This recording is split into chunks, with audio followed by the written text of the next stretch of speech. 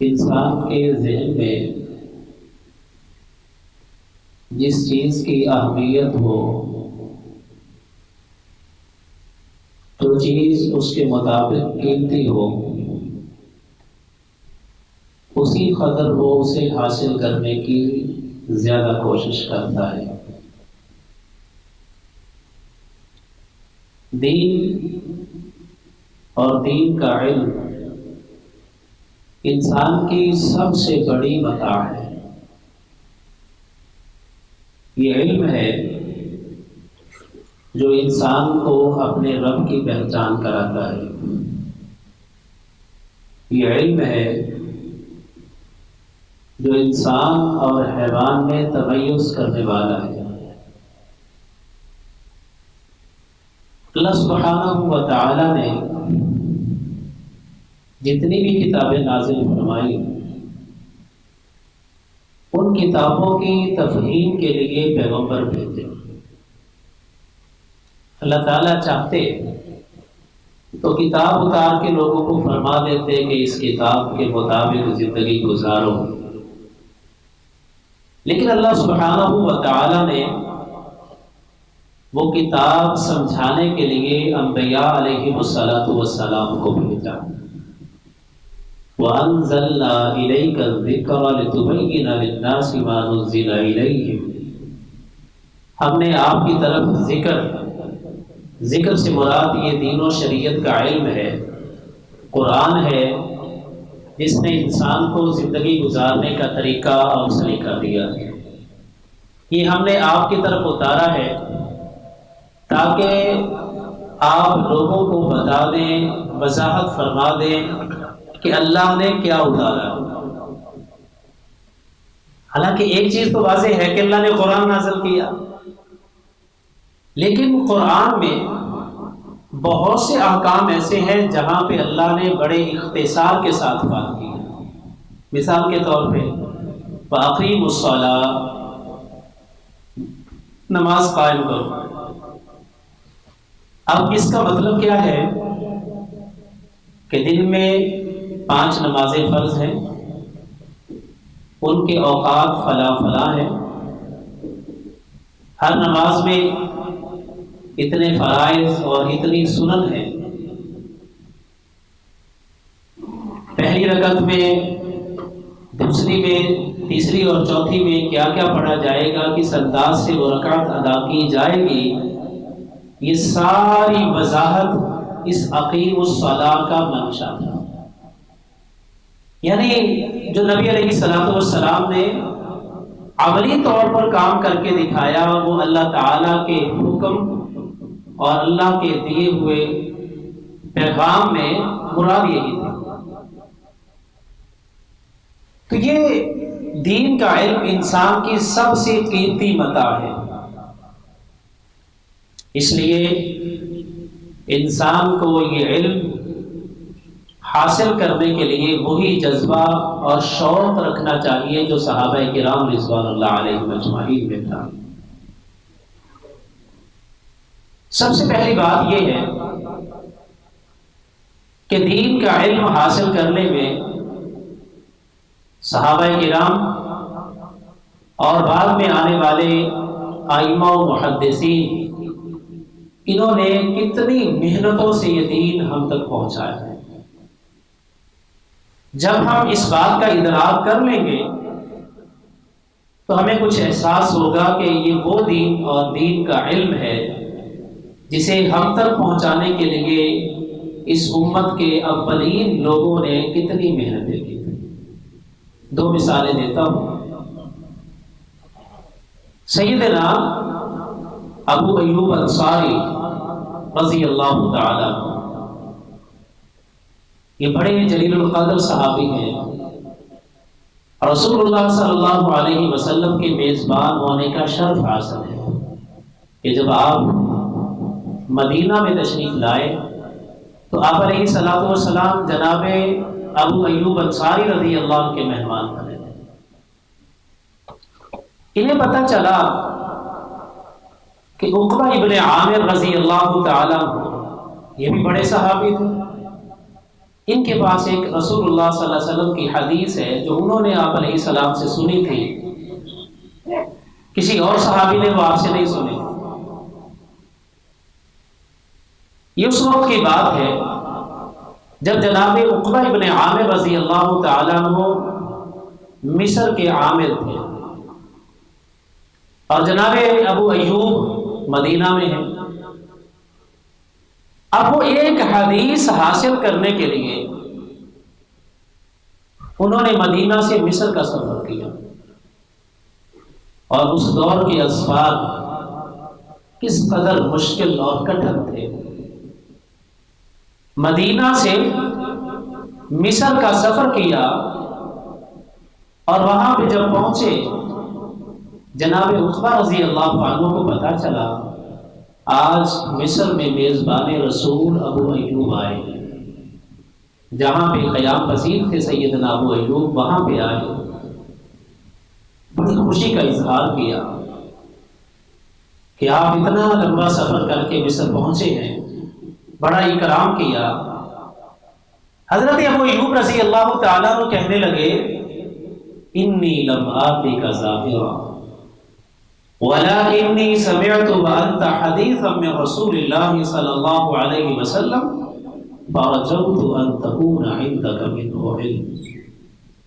میں آپ سے ملاقات کی خاطر نہیں آیا، میرے آنے کا مقصد اس حدیث رسول کی سماعت ہے جو آپ نے اللہ کے رسول صلی اللہ علیہ وسلم سے سنی تھی، اور میں اس حدیث کو حاصل کرنے کے لیے آپ کے پاس آیا۔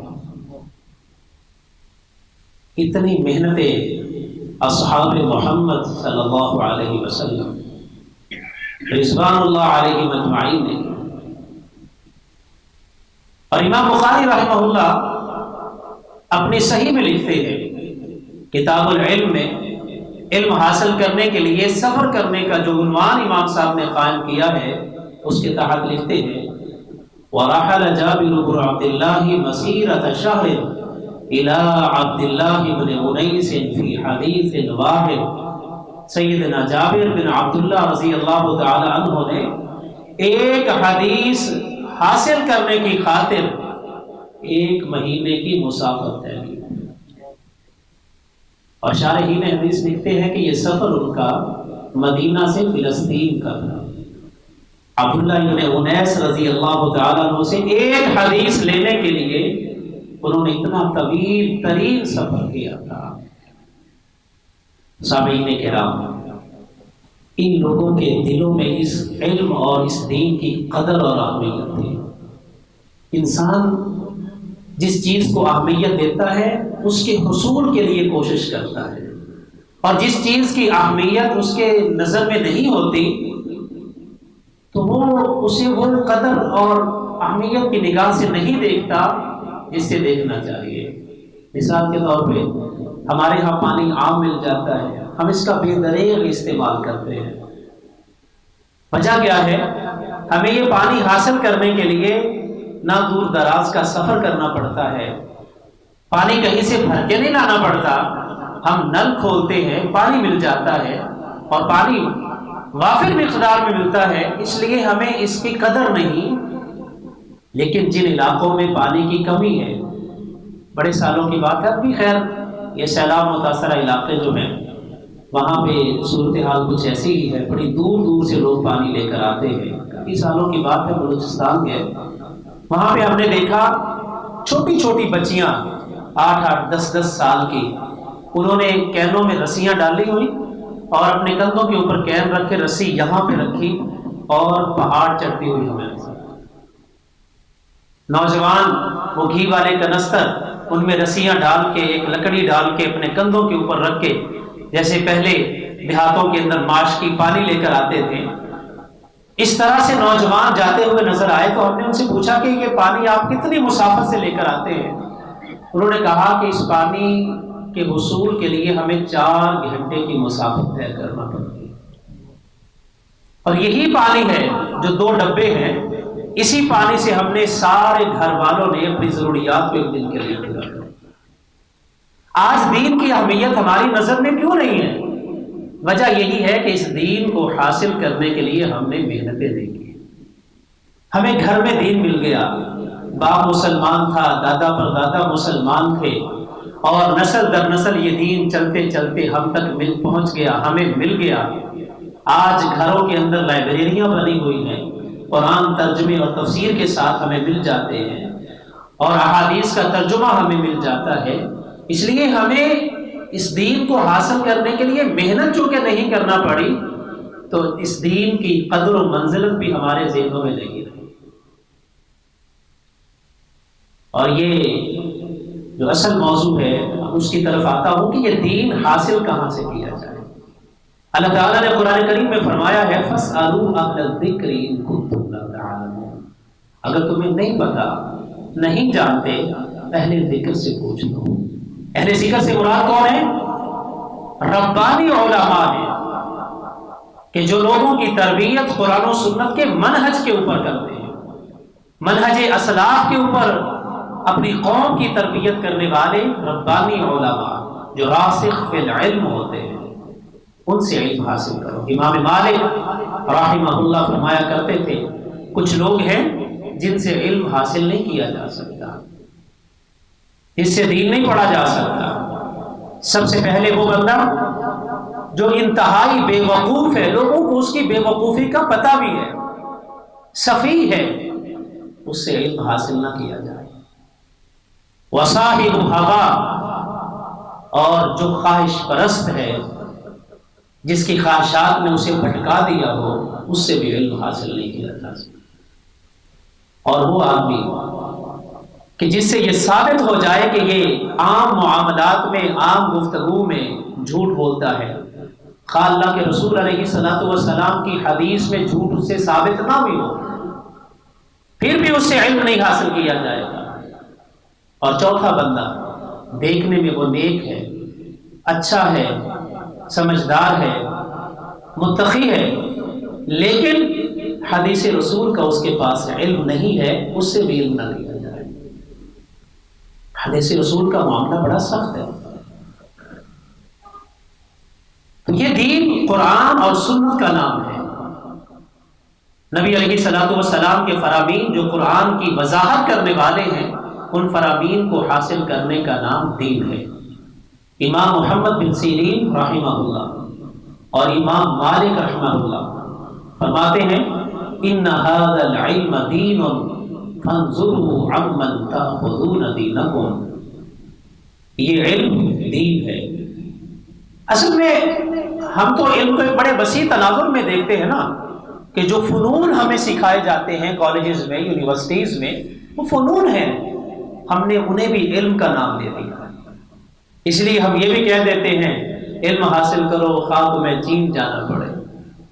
دین کا علم تو نبی علیہ الصلوۃ والسلام نے فرمایا ان الدین لا یعرض الی المدینہ کما تعرض الحیۃ الی جحرها. دین مدینہ کے اندر اس طرح سے سمٹ جائے گا جیسے سانپ اپنی بل کے اندر سمٹ جاتا ہے. دین کا علم تو وہاں سے ملے گا نا. تو امام دار الہجرہ امام مالک رحمہ اللہ فرماتے ہیں کہ یہ علم دین ہے، اور دیکھو اپنا دین کہاں سے حاصل کر رہے ہو. امام ابراہیم نخعی رحمہ اللہ جو بہت بڑے تابعی تھے، وہ فرماتے ہیں اذا اراد رجل ان یاخذ علما فنظر فی صلاته وفی سمته وفی حاله. پہلے تو ایسے ہوتا تھا کہ جب آدمی کسی سے علم حاصل کرنا چاہتا تو وہ اس کی نمازوں کو دیکھتا، اس کے احوال کو دیکھتا، اس کے معاملات کو پرکھتا، پھر اسے علم حاصل کرتا تھا. اور علم حاصل کرنے کے لیے میں نے عرض کیا کہ راسخ فی العلم علماء کہ جو بڑے احتیاط سے کام لیتے ہیں، جو ثابت ہو، جو اللہ کے رسول علیہ السلام نے فرمایا ہو، وہی لوگوں تک پہنچاتے ہیں. اور اس میں جس سے آپ علم حاصل کر رہے ہیں، اصل میں نا جیسے امام خلیل بن احمد رحمہ اللہ فرماتے ہیں نا کہ اگر آپ نے علم حاصل کرنا ہے نا تو قرآن و سنت کی کتابوں سے علم حاصل کرو، اور ہر طرح کی کتاب نہیں پڑھنی. کیونکہ جب آپ ہر طرح کی کتاب پڑھنے لگ جاؤ گے، آپ ادیب تو بن سکتے ہو، عالم نہیں بن سکتے. ادیب اور عالم میں فرق ہوتا ہے نا. ایک خالی ادیب ہو اور دین کا علم نہ جانتا ہو، آپ کو اس کی لفاظی بڑی اچھی لگتی ہے، اس کی جملہ بندی بڑی اچھی لگتی ہے، لیکن اس میں ہر رطب و یابس کو جمع کیا گیا ہوتا ہے۔ اس نے بس اپنی کلام کو، اپنی گفتگو کو اور اپنی تحریر کو خوبصورت بنانا ہے۔ وہ جہاں سے بھی اس کو کوئی بات اچھی لگے گی وہیں سے لے کے نقل کر دے گا۔ کتنے ایسے لوگ ہیں کہ جو بس ادب کو دیکھ کے اور لفاظی کو دیکھ کے پڑھنا شروع ہوئے، بالآخر غامدیت کی طرف مائل ہو گئے۔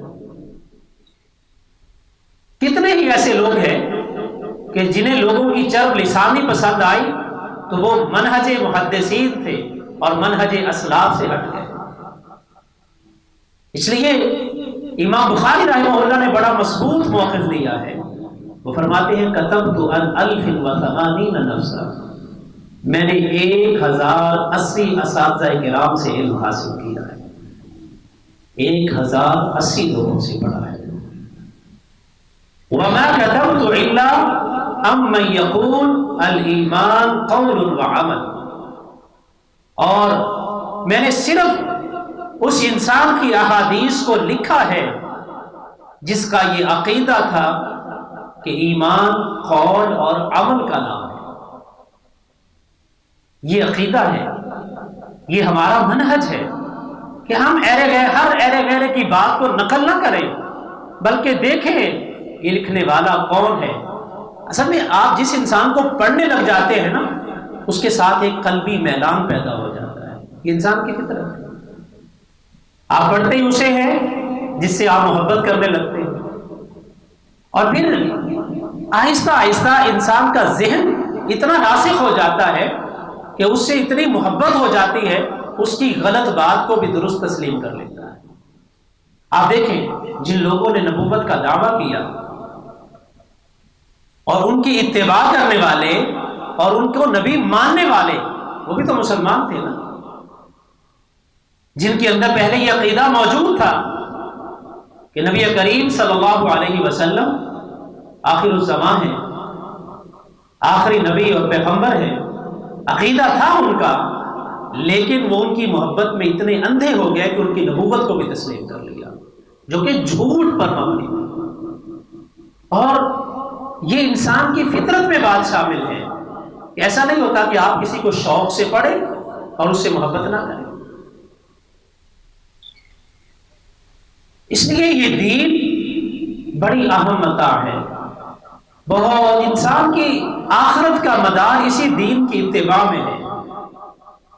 یہ دین اللہ تعالیٰ نے جو ہمیں دیا ہے، ایک تو یہ زندگی بسر کرنے کا، زندگی گزارنے کا ذریعہ ہے، اور دوسری بات یہ کہ اس کے اوپر عمل کرنے کی وجہ سے ہی انشاءاللہ قیامت کے دن نجات ملے گی۔ اور سب سے بنیادی بات اس میں عقیدہ ہے، عقیدہ جو انسان کے اعمال کی عمارت کی بنیاد ہے۔ اعمال تبھی انسان کے کھڑے رہ سکتے ہیں جب ان کی بنیاد یعنی عقیدہ توحید اور جو قرآن و سنت نے ایک عقیدہ اور منہج دیا ہے، جب وہ درست ہوگا تو پھر انسان کے اعمال کی عمارت قائم رہ سکتی ہے۔ وگرنہ وہی جو اللہ سبحانہ و تعالیٰ نے فرمایا ہے کہ جتنے بھی اعمال کیے ہوں گے ہم انہیں راکھ کی طرح اڑا کے رکھ دیں گے۔ انسان کے ان اعمال کا کوئی اللہ کے ہاں وزن اور حیثیت نہیں ہے جو بغیر عقیدے کے اور بغیر کسی نظریے کے کیے جاتے ہیں۔ تو میرے محترم بھائیوں، اگر ہم نے واقعتاً علم لینا ہے، علم حاصل کرنا ہے، تو قرآن و سنت کا رستہ انتہائی واضح ہے۔ میں اس کی مثال ایسے دیا کرتا ہوں کہ قرآن و سنت اور لوگوں کے گھڑے ہوئے عقائد اور نظریات کی مثال ایک گلستان اور جنگل کی طرح ہے۔ جنگل میں کسی رستے کا پتہ نہیں چلتا، بڑا بے ترتیب سا، کہ جہاں پہ کوئی ایک خود رو چیز ہے، جہاں پہ اگنے کی اگائی، کوئی اس کی ترتیب نہیں، کوئی رستہ نہیں وہاں پہ۔ اس کے مقابلے میں باغ اور گلستان ہے جسے بڑی ترتیب کے ساتھ سجایا جاتا ہے۔ ایسے یہ دین ہے جو اللہ سبحانہ و تعالیٰ نے بندوں کے لیے سجایا ہے اور بڑا خوبصورت ہے۔ اور یاد رکھیں جس انسان کو رستے کا نہ پتہ ہو وہ اپنی منزل تک نہیں پہنچتا۔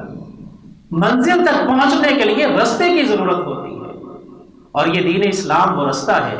نبی علیہ الصلوۃ والسلام نے وضاحت فرمائی، آپ نے صراط مستقیم کی مثال ایسے دی، آپ نے فرمایا کہ سیدھا رستہ ہے، بالکل واضح سیدھا ہے، اور اس کے اطراف میں دیواریں ہیں اونچی اونچی، سامنے ایک داعی کھڑا ہے، دیواروں میں دروازے ہیں، دروازوں کے اوپر پردے لٹکے ہوئے۔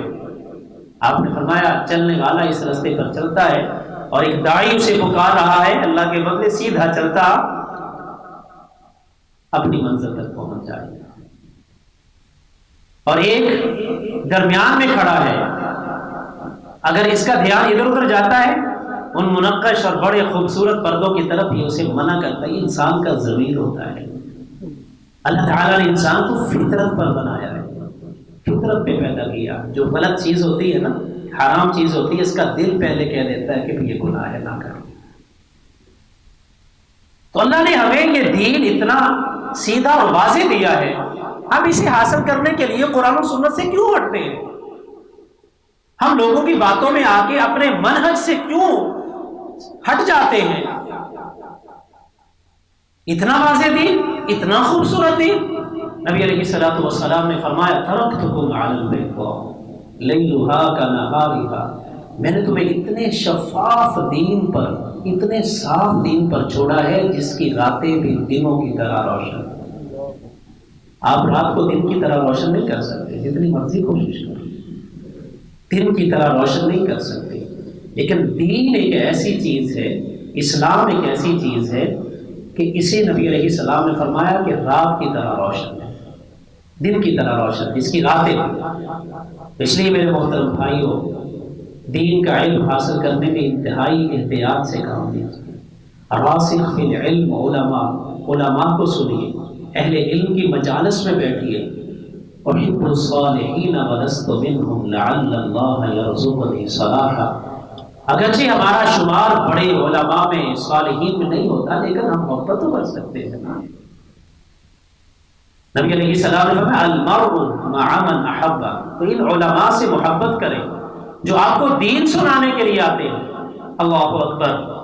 امام ایوب سختیانی رحمہ اللہ فرماتے ما امات العلم الا القصاص، علم کو ختم کرنے والے یہ قصہ گو واعظین ہیں، جنہوں نے لوگوں کو قصے کہانیوں کے پیچھے لگا دیا۔ ہمارا مزاج بھی یہ بن گیا، ہم فرمائشیں لکھ کے بھیجتے ہیں، جی فلاں لطیفہ سنا دے جو آپ نے فلاں جگہ پہ سنایا، یہ اشعار سنا دے، فرمائشیں کیسی آتی ہیں؟ ہمارا مزاج کیا بن گیا؟ آج ہمارے اسٹیج کی حالت کیا ہو گئی کہ جہاں پہ ایک امتیاز تھا کہ اہل حق، اہل التوحید و سنت، ان لوگوں کے اسٹیج سے سوائے کتاب و سنت کی دعوت کے کچھ نہیں جاتا، آج اس کی حالت کیا ہو گئی؟ ہمارے اخلاق کیسی ہو گئے تھے؟ ایک عالم دین بڑے علماء میں سے وہ بیان کرنے کے لیے آئے تو ہم سننے کے لیے تیار نہیں ہیں۔ قصہ گو واعظین آ جائیں کہ جو سچ جھوٹ ہر طرح کی آمیزش کر کے مرصع کلامی سے آپ کی سماعتوں کو خیرہ کرتے ہیں، جب وہ آئیں تو کیا بلے بلے اور واہ واہ کے نعرے لگتے ہیں۔ اصل میں ہم عوام نے ہی واعظین کا مزاج بگاڑ دیا ہے، ہمارا شوق ہی ایسا بن گیا ہے۔ اب یہ پروگرامز، کانفرنسز، یہ بس محض ایک تماشے کی حد تک رہ گئے، اللہ ماشاء اللہ۔ تو ہم نے علماء کے پاس بیٹھنا چھوڑ دیا، علماء کی مجلسیں اٹینڈ کرنا چھوڑ دی، علماء سے سیکھنا چھوڑ دیا۔ آج ہماری حالت یہ ہے، ہر بندہ اپنے آپ میں مفتی بنا ہے، ہر بندہ جو کچھ کہتا ہے، سوچتا ہے، وہ کہہ دیتا ہے۔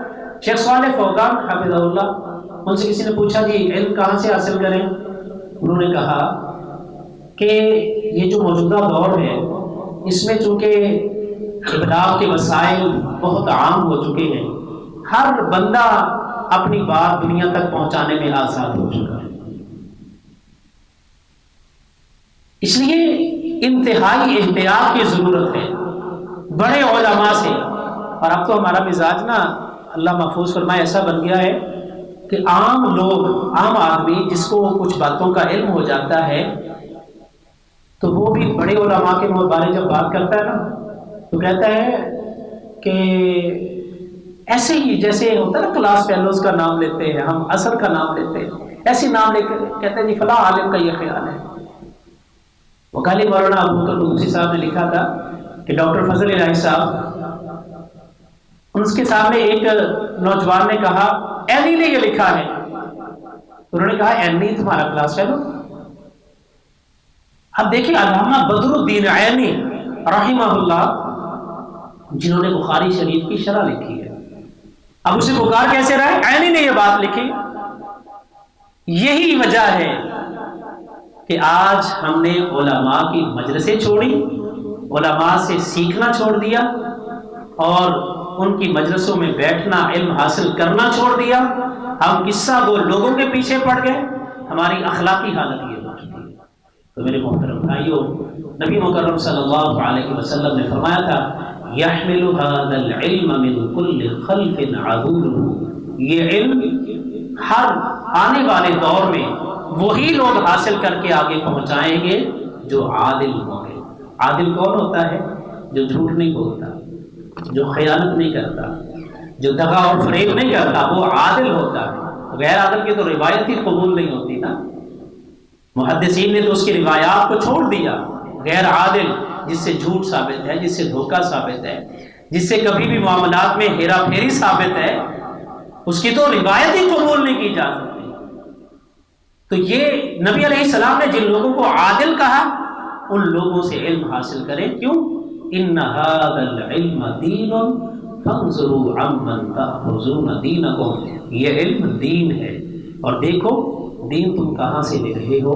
دین ربانی علماء سے حاصل کریں، راسخ فی العلم، علم علماء سے حاصل کریں، تو انشاءاللہ یہ ہماری زندگی سنوارنے میں بڑا اہم کردار ادا کرے گا۔ اللہ کریم سے دعا ہے مالک ارض و سما ہمیں صحیح معنوں میں دین کا علم حاصل کرنے کی اور اہل علم کی قدر کرنے کی توفیق عطا فرمائے۔ وما توفیقی الا باللہ العلی العظیم۔